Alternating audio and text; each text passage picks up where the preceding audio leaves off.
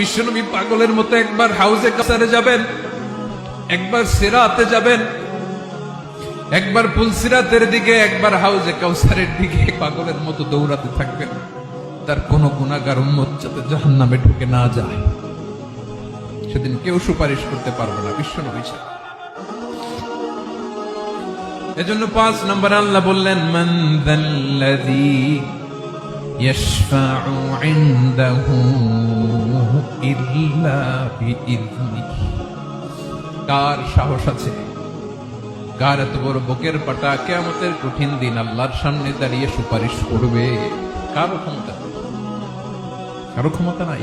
বিশ্বনবী সেদিন সিজদায় পড়ে উম্মতের জন্য কাঁদবেন, সবাই কাঁদবে, নফসি নফসি, আল্লাহ আমারে বাঁচাও, আল্লাহ আমারে বাঁচাও। বিশ্বনবী বলবেন, উম্মতি উম্মতি।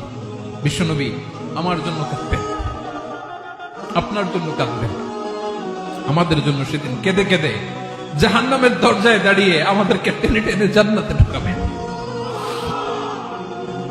এজন্য এই বিশ্বনবীর ভালোবাসা যেন আমাদের হৃদয়ে ভরপুর থাকে। আমার ভাইয়েরা, প্রতি শুক্রবার বিশ্বনবীর উপরে বেশি বেশি যেন আমরা দুরূদ পড়ি। আমরা যখন বিশ্বনবীর সালাম দেই, দুরূদ পড়ি,